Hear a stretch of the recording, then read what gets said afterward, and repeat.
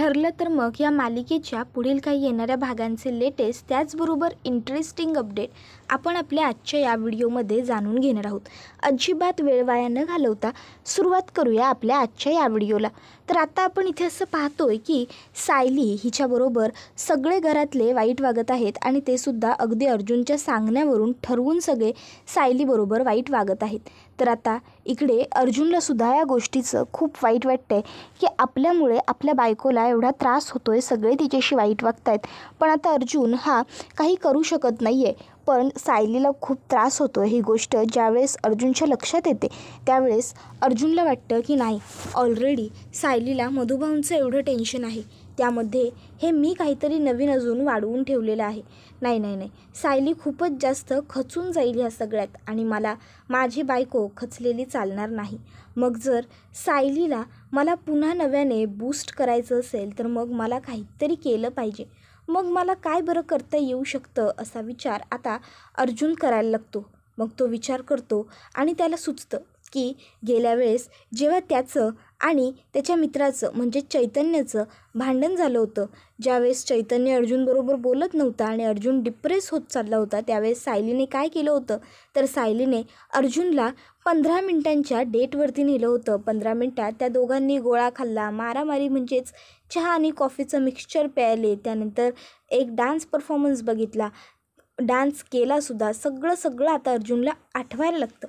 अर्जुन म्हणतो येस, जर माझी बायको माझ्यासाठी डेट प्लॅन करू शकते तर मी सुद्धा तिच्यासाठी सरप्राईज डिनर किंवा सरप्राईज डेट प्लॅन करू शकतो ना. पण मग तू विचार करायला लागतो, नाही, एक मिनटं अर्जुन, तू खूप प्लॅन करशील रे, पण तुझ्या बायकोने सुद्धा तुझ्याबरोबर डेटवरती यायला हवं ना. नाही, ॲक्च्युली काय आहे ना, घरात तशी सिच्युएशनच नाही आहे की तुझ्या बायकोने तुझ्याबरोबर डेटवरती यावं. ऑलरेडी घरामध्ये अस्मिताई प्रेग्नंट आहे, मॉम तिच्याशी बोलत नाही आहे, डॅडही आता खडूसासारखं वागायला लागले, त्यात अस्मिताईने सुद्धा भर घातली. इकडे अश्विनचं काहीतरी वेगळंच सुरू आहे आणि मधुभाऊ हॉस्पिटलमध्ये आहेत. मग अशा कंडिशनमध्ये माझी बायको खरंच कशी काय येऊ शकते माझ्याबरोबर डेटवरती? आणि एक वेळेस तिचं काय नाही, पण मी कसं बोलू तिला माझ्याबरोबर डेटवर चल म्हणून? नाही, काहीतरी वेगळा मार्ग शोधला पाहिजे ॲडव्होकेट अर्जुन सुभेदार. विचार करा. मग तो पुन्हा म्हणतो की नाही, येऊ शकते सायली माझ्याबरोबर डेटला. तसंही मी आता ही गोष्ट अस्मिताईला सांगतो. मग अस्मिताईला म्हणतो की तू सायलीला अडव आणि मी तिला चल म्हणेन. मग आपल्या दोघांची मचमच होईल की जाणार नाही जाणार. मग तू काय कर, तू हट्टच धरून बस, हट्टाला पेट की नाही, मी सायलीला सोडणार नाही म्हणजे नाही, घरात कामं आहेत वगैरे. मग काय होईल, मम्मा सायलीची बाजू घेईल. मग अर्जुन म्हणतो वाह ॲडव्होकेट अर्जुन सुभेदार, वाह, काही डोकं आहे तुमचं, अगदी आईन्स्टाईनपेक्षाही फास्ट चालतं तुमचं डोकं. आता बघ सायली, नाही जर या पुढच्या 7 दिवसात तुला आणि मम्माला मी एक करून दाखवलं ना तर मी सुद्धा माझं नाव ॲडव्होकेट अर्जुन सुभेदार सांगणार नाही. अगं शेवटी बायको आहेस तू माझी, तुझ्या डोळ्यातले अश्रू फार काळ मी नाही बघू शकत. मीच काय, कुठलाच नवरा आपल्या पत्नीच्या डोळ्यातले अश्रू नाही बघू शकत. मग आता अर्जुन हा लगेचच सायलीकडे येतो आणि सायलीला म्हणत असतो बायको. सायली म्हणते काय हवं आहे का?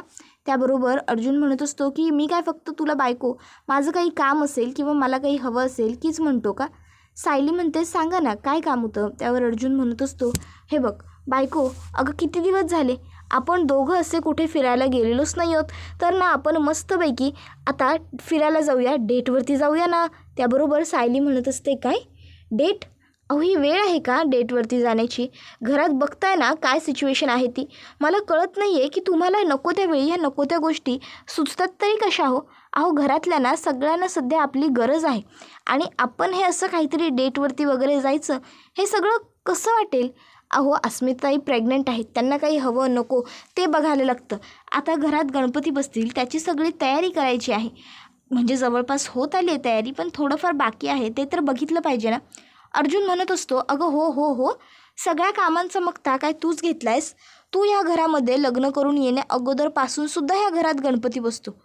तू या घरात येण्या अगोदरसुद्धा या घरात बरेच कॉम्प्लिकेशन्स आले, बरेच प्रॉब्लेम्स आले, पण त्याचा अर्थ असा नाही की आम्ही त्यावेळेस ते सगळे प्रॉब्लेम फेस केले नाही किंवा असेच सोडून दिले. नो वे, त्यावेळेस आमच्या घरची माणसं, आमची मम्मा त्या प्रॉब्लेमना सामोरी गेलीच की.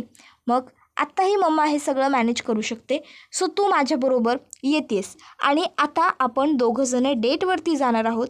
It's a final. ह्याच्यामध्ये काही बदल होणार नाही आहेत सायली. कळलं? त्यावर सायली म्हणते, अहो पण माझं थोडं ऐकून तरी घ्या ना. त्यावर अर्जुन म्हणतो, मला तुझं काही ऐकायचं नाही आहे. मी सांगितलं म्हणजे सांगितलं. ते म्हणता ना तुम्ही, अरे कुसुमताईंनी सांगितलं होतं यार मला, आणि आजींनी सुद्धा सांगितलं होतं तुमच्या आश्रमातल्या, पती परमेश्वर असतो, मग परमेश्वराचं सगळं काही ऐकायचं असतं. कळलं? सायली म्हणते, पनवेश्वर असं काही नसतं, परमेश्वर असतं ते. अर्जुन म्हणतो, व्हॉट एव्हर, जे काही आहे ते, मी आहे ना, मग माझं सगळं ऐकायचं. मी म्हणतोय जर आज आपल्याला फिरायला जायचं आहे तर आज आपण फिरायला जाणार आहोत. कळलं तुला? त्यावर सायली काही उत्तर देत नसते. मग आता प्रतिमा आत्यासुद्धा सायलीला म्हणायला लागते, सायली अगं असं काय करतेस, बघ ना अर्जुनने किती प्रेमाने तुझ्यासाठी डेट प्लॅन केलेली आहे. बिचाराचा एवढा हिरमोड होईल ग. बघ किती उत्साही आहे तो. जा त्याच्याबरोबर डेटवर, दोघंजणं जा, छान मस्त एन्जॉय करा आणि या. हां, तेवढंच तुलाही जरा बरं वाटेल. काहीतरी वेगळेपण, काहीतरी बदल. हे बघ, काळजी करू नकोस. घरात जी काही गणपतीची तयारी बाकी आहे ना, ती सगळी करायला मी आहे, कल्पना आहे, आम्हाला मदत करायला प्रताप आहे. जर प्रतापकडून काही राहत असेल तर मी अस्मिताची सुद्धा मदत घेईन. तसंही हलकं फुलकं काम अस्मिताला करायचंच आहे. सतत जर अशी बसून राहिली तर नंतरनं तिच्या डिलिव्हरीत कॉम्प्लिकेशन्स येतील. पण जर तू प्रत्येक वेळेस तिच्या हातात सर्व गोष्टी आणून देत गेलीस तर मग कसं बरं चालेल. त्यामुळे तू अर्जुनबरोबर जा, काहीच काळजी करू नको. इकडे सगळं सांभाळून घ्यायला मी आहे ना. त्याबरोबर अर्जुनसुद्धा म्हणत असतो, बघ बायको, तुला अजून काय हवं. माझी आत्या बघ किती सपोर्टिव्ह आहे. तिने स्वतःहून तुला माझ्याबरोबर बाहेर फिरायला येता यावं म्हणून एवढा मोठा सपोर्ट केला आहे. तिने स्वतः तुला सांगितलं आहे की तू जा म्हणून. आता तर तू नाटक करण्याची काही गरजच नाही आहे. चल चल चल, जा पटकन जा, आवर आणि लवकरात लवकर छान रेडी हो आणि माझ्याबरोबर चल.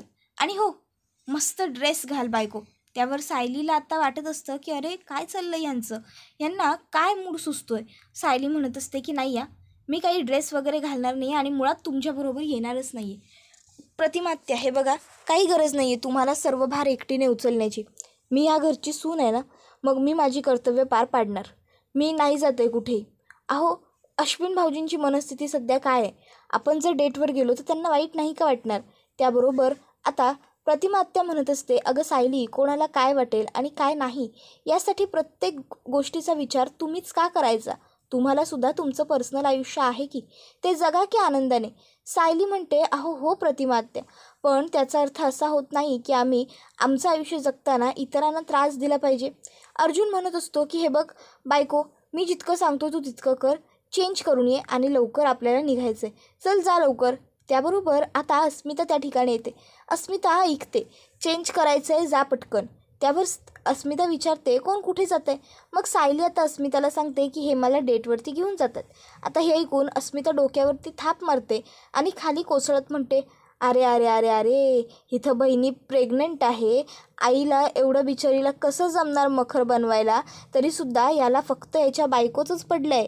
मला तर माहिती आहे ना, ही सायलीच तुला म्हणाली असेल ना की मला घरातली कामं करावी लागत आहेत, मला झेपत नाही आहे, मला त्रास होतो आहे, मग आपण कुठेतरी बाहेर निघून जाऊ. मग काय होईल, मग घरामध्ये सगळं काही आता अस्मिताताई आणि कल्पनाई त्याचबरोबर प्रतिमात्या करून ठेवतील आणि मग मी आयती घरी जाईन व म्हणेल, बापरे मी केवढी दमली आहे, मला खरंच जमत नव्हतं. हो की नाही? हाच प्लॅन आहे ना. पण हे बघ अर्जुन, मी तुझा हा प्लॅन सक्सेसफुल होऊ देणार नाही. तुझी बायको कुठेही जाणार नाही. आता अर्जुन आणि अस्मितामध्ये वाद व्हायला लागतो, जाणार नाही जाणार, जाणार नाही जाणार. त्याबरोबर आता ते दोघं सायलीला खेचत असतात. मग कल्पनामध्ये बोलते आणि म्हणते, 1 मिनटं थांब अस्मिता. त्याबरोबर अस्मिता लगेच जागेवरती गप्प बसते. तर कल्पना ही अस्मिताला सांगत असते, हे बघ अस्मिता, उगाचच्या उगाच तिला अडवून धरण्यात काहीसुद्धा अर्थ नाही आहे. तिलासुद्धा तिचा पुढचा दिवस जर मोकळा हवा असेल तर तो मिळायला हवा ना. हे बघ, उगाचच्या उगाच भांडायची काय गरज आहे. आणि तसंही तू 2 जीवांची आहेस. उगाच कोणासाठी तरी तू तुझा मूड का स्पॉईल करून घेतेस. आणि राहिला प्रश्न आजच्या आपल्या कामाचा, तर सगळी मखराची तयारी होत आलेली आहे. जी काही थोडीफार राहिली आहे ती मी आणि प्रतिमा मिळून करू. तसंही देवाच्या कार्याला हात लावण्याचा हातभार आम्हालाही मिळायला हवाच की. त्याबरोबर लगेच आता कल्पना म्हणते, अर्जुन तुला तुझ्या बायकोला जिथे घेऊन जायचं आहे तिकडे घेऊन जा, आमची कोणाची काहीच हरकत नसेल आणि अस्मितासुद्धा काही बोलणार नाही, ही जबाबदारी माझी, तू जा. त्याबरोबर इकडे कल्पना मनात विचार करत असते, बिचाऱ्या सायलीला सध्या किती काही गोष्टी सहन कराव्या लागतात. आधीच तिचे मधुभाऊ आजारी आहेत, त्यात ही अस्मिताही तिच्याबरोबर असं खडूसासारखं वागायला लागली. अस्मिता का असं वागते ना, मला खरंच काही कळायला मार्गच नाही आहे. मग आता सायली जाताना लगेचच सगळ्यांना नमस्कार करते, कल्पनाकडे येते. कल्पनाचं सगळं लक्ष हे आता भाजी निवडण्यावरती असतं. मग काय सायली करते, पटकन कल्पनाचा एक मुका घेते, कल्पनाला पप्पी देते आणि ताबडतोब तिकडनं पळत निघून बाहेर जाते. आता हा सर्व प्रकार घरातल्या इतर सगळ्या सदस्यांनी पाहिलेला असतो. आता खरं तर अस्मिता हिला मुद्दामून कांगावा करायचा असतो, पण ही गोष्ट एवढी क्यूट असते की तीही कांगावा करायची जरा थांबूनच घेते. तर आता लगेचच इकडे अस्मिता म्हणायच्या आधीच कल्पना म्हणायला लागते की अगं का साडी खराब केलीस तू माझी. त्यावर सायली सॉरी माझं चुकलं असं म्हणते. अस्मिता लगेचच सायलीबरोबर भांडायला तयार होते, पण आता इथेसुद्धा अस्मिताच्या विरोधात जाऊन कल्पना स्वतःच सायलीची बाजू घेते. तर आता अर्जुन म्हणतो ओके ओके ठीक आहे ठीक आहे ठीक आहे, जे झालं ते झालं, जे घडलं आहे ते चुकून घडलं आहे, आता चुकून वगैरे काही नाही, हे सगळं मुद्दामूनच त्यांनी ठरवून केलेलं असतं. त्यानंतर आपण पाहतो की आता अर्जुन आणि सायली हे दोघंजणं बाहेर फिरण्यासाठी आलेले असतात. अर्जुन हा सायलीला म्हणत असतो, चल बायको गाडीत बस. सायली म्हणते फिरायला जायचं होतं ना डेटवर, मग गाडीत. त्याबरोबर अर्जुन म्हणतो हो मग चल लवकर. सायली म्हणते हो पण. अर्जुन म्हणतो हे बघ, गेल्या वेळेस तू मला दाखवलं होतंस की नाही सगळं छान करून, मग आता यावेळेस मी तुझ्यासाठी छान लंच डेट प्लॅन केली आहे, तर प्लीज तू उगाच नाही नाही नको ना म्हणूस, तुझ्यासाठी केलं आहे ना मी हे सगळं. ये चल. आणि मग आता लगेचच सायली आणि अर्जुन हे दोघंजणं आतमध्ये येतात. आता आतमध्ये छान सगळं अरेंजमेंट केलेलं असतं. अर्जुन विचारतो मी सांगितलेली सगळी अरेंजमेंट झाली आहे ना. त्यावर लगेचच त्याला आता हॉटेलचा मॅनेजर सांगतो हो सर, तुम्ही जसं सांगितलं आहे अगदी तशी सगळी अरेंजमेंट केली. आता सायलीला आवडतं म्हणून छान फुलांचं डेकोरेशन वगैरेसुद्धा केलेलं असतं. सायली येते आणि अर्जुन स्वतःच्या हाताने तिच्यासाठी चेअर पुढे करतो. सायली त्याच्यावरती बसते, अर्जुनही बसतो. मग काय आता दोघंजणं छान रोमॅन्टिकली एकमेकाबरोबर गप्पा मारत खात असतात. सायली ही म्हणत असते खरंच मला ना अगदी हे सगळं सिनेमा चालू असल्यासारखं वाटतं. अहो असं सगळं फक्त सिनेमात असतं, मागे गाणं चालू असतं, पुढे आपण खात असतो, किती म्हणजे भारी वाटतं आहे ना हे सगळं. त्यावर अर्जुन म्हणत असतो भारी वाटतं आहे ना, तुला भारी वाटण्यासाठी मी काहीही करू शकतो, लक्षात ठेव. सायली म्हणत असते खरंच. अर्जुन म्हणतो हो खरंच. त्याबरोबर आता इथे सायली आणि अर्जुन हे दोघंही खूप खुश होऊन जातात. त्यानंतर आपण पाहतो की इकडे आता जशी सायली लाजत असते तसं अर्जुन तिला म्हणत असतो सायली खरं सांगू का तुला, लाजताना तू इतकी सुंदर दिसतेस ना, आई शपथ की खरंच म्हणजे काय सांगू तुला, माझ्या बायकोच्या लाजण्यातच माझं सगळं आहे असंच वाटतं मला. त्यावर सायली म्हणते जा तिकडे तुम्ही, तुमचं आपलं काहीतरीच असतं. मग आता लगेचच सायली आणि अर्जुन हे दोघंजणं छान जेवतात वगैरे आणि तिकडनं आता ते लोक बाहेर पडतात. आता अर्जुन हा सायलीला म्हणतो आता लाँग ड्राईव्ह. मग सायली अर्जुन छान लाँग ड्राईव्ह करून आता नंतर मग घरी येतात. आता घरी आल्याच्या नंतर दुसऱ्या दिवशी गणपती बाप्पाचं आगमन असतं. मग त्याआधी मखर तर बनवलाच पाहिजे ना सगळा. मग आता मखर बनवण्याची सगळी तयारी सुरू झालेली असते, संपत आलेली असते जवळपास, कारण मखर बनवून झालेला असतो.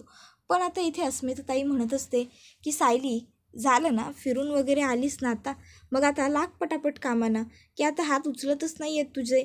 नाही हे बघ, हे तिथे नाही, हे इथे लाव, मला ना मखर असा नको तसं हवा, हे नाही ते हवं आहे. आता लगेचच प्रतापसुद्धा म्हणत असतो सायली हे बघ, माझी ती एकुलती एक लेक आहे आणि त्यातूनही ती प्रेग्नंट आहे, त्यामुळे सगळ्या गोष्टी तिच्या मनाप्रमाणे घडल्या पाहिजे. तिला जे जे जसं जसं हवं आहे ते ते तसं तसं करून दे, कळलं तुला. माझ्या मुलीच्या डोळ्यात अश्रू आलेले मला अजिबात चालणार नाही, तिला रागही येता कामा नये. सायली म्हणत असते हो बाबा, अस्मिताताईंना वाईट वाटेल किंवा त्यांना आवडणार नाही असं मी काहीच करणार नाही. अहो याआधीसुद्धा गणेश उत्सवाच्या तयारीला अस्मिताताई कधीच नाही म्हणाल्या की त्यांना हे हवं आहे ते हवं आहे, त्यामुळे कदाचित असं झालं असेल. पण मी त्यांनी सांगितलं ना तसं परत सगळं करते. त्याबरोबर अस्मिता म्हणते परत सगळं करते म्हणजे करावंच लागेल तुला सगळं परत. तू काय माझ्यावर उपकार करतेस असं बोलू नकोस. हे बघ, मी या घरची मुलगी आहे आणि तू या घरची सून आहेस. आणि सगळ्यात महत्त्वाचं, मी तुझी थोरली नणंद आहे. त्यामुळे मी जे सांगेन ना ते तू गुपचूपपणे केलंच पाहिजेस. कळलं ना? चल कर आता. मग आता हे सगळं बघून कल्पनाला खूप राग येतो. कल्पना लगेचच इथे आता येते आणि म्हणायला लागते, अस्मिता पुरेकर, काय चाललंय तुझं? प्रेग्नंट आहेस याचा अर्थ असा होत नाही की तू वेडी झालीस. तू कोणालाही येशील, काहीही बोलशील. अगं किती बोलत असतेस तू त्या सायलीला सारखं. ते ऐकून घेते याचा अर्थ असा होत नाही ना की सारखं तू तिला सुनवतच राहायचं. प्लीज, पुरे झालं आता. आता इथे कल्पनाने पुन्हा एकदा सायलीची बाजू घेतलेली असते. हळूहळू आता रोज कल्पना सायलीची बाजू घ्यायला लागते. तर दुसरीकडे आता प्रियाला कळालेलं असतं की सुभेदारांच्या घरी खूप मोठा गणेशोत्सव आहे. मग ती आता विचार करते की मी इथे तुरुंगात असताना हे सुभेदार आनंदाने गणेशोत्सव कसा साजरा करू शकतात. मी नाही करू देणार. आणि मग ते अश्विनला फितवते, अश्विन बघ, तुझी बायको तुरुंगात आहे आणि हे गणेशोत्सव सणवार साजरा करणार, गोडाधोडाचं खाणं कसं जमतं ह्या लोकांना. त्याबरोबर अश्विन लगेचच म्हणतो, तन्वी हे बघ, तू काळजी करू नकोस. तू जोपर्यंत तुरुंगात आहेस ना तोवर मी कोणताही सणवार काही साजरा नाही करणार. माझ्यासाठी फक्त सुतक असणार आहे, फक्त सुतक. एकदा का तू ह्या तुरुंगाच्या बाहेर आलीस की तोच माझ्यासाठी सण, तीच माझी दिवाळी, तोच माझा दसरा. तर आता ही गोष्ट त्याने सगळ्या घरातल्यांना सांगितलेली असते की जोवर तन्वी सुटत नाही तोवर मी कोणताही सणवार साजरा करणार नाही, कशातही सहभागी होणार नाही. हे ऐकून घरातल्या सगळ्यांना वाईट वाटतं. मग सायली ही स्वतःहून जाते आणि अश्विनची समजूत करते. अश्विन भाऊजी बघा आता, नाही म्हणजे तुमचा निर्णय हा मला मान्य आहे, पण आजपर्यंत आपल्या आईबाबांनी किती केलं आहे आपल्यासाठी. आपलं कर्तव्य बनत नाही का की आपणही त्यांच्यासाठी काहीतरी केलं पाहिजे म्हणून. अहो, आईबाबांना किती वाईट वाटेल जर तुम्ही सणवार साजरा करायला नाही म्हणालात तर. त्यामुळे प्लीज, मी हवं तर तुमच्यासमोर हात जोडते, पण प्लीज आज ह्या गणेशोत्सवाच्या आपल्या घरच्या कार्यक्रमात आपले म्हणून आपलेपणाने सहभागी व्हा ना. आणि राहिला प्रश्न तन्वीचा, म्हणजे तुमच्या बायकोचा, तर तिने जे कृत्य केलं आहे ना तिला फक्त त्याची शिक्षा मिळते. तुम्ही का स्वतःला उगाच शिक्षा करून देताय, ते सुद्धा तिच्यासाठी. नको ना अश्विन भाऊजी, प्लीज, घरातल्यांसाठी, घरातल्यांवरच्या प्रेमापोटी. त्याबरोबर अश्विन आता सायलीचं ऐकतो आणि सुभेदारांच्या घरातल्या प्रत्येक आता शुभ कार्यामध्ये सहभागी होतो. सायली मनात म्हणते, प्रिया तू कितीही प्रयत्न कर माझे घर मोडण्याचा, पण तरीही माझे घर कायम मी एकत्र सुखी आणि आनंदीच ठेवेन. हे सगळ्यांच्या पदरात भरभरून सुख घाल. आईंचं माझ्याबद्दल जे मत झालं ते प्लीज बदलून घालवा, प्लीज. त्याबरोबर आता नंतर आपण पाहतो की इथे घरामध्ये छान आरती पूजा पार पडलेली असते. अश्विननेही सहभाग घेतलेला असतो. हे बघून घरातले इतर सगळेच जण खूप खुश होऊन जातात. त्याबरोबर हा व्हिडिओ इथेच संपतो. व्हिडिओ आवडला तर व्हिडिओला लाईक करायला, जेणेकरून चॅनलला सबस्क्राईब करा आणि बेल आयकॉन प्रेस करा. धन्यवाद.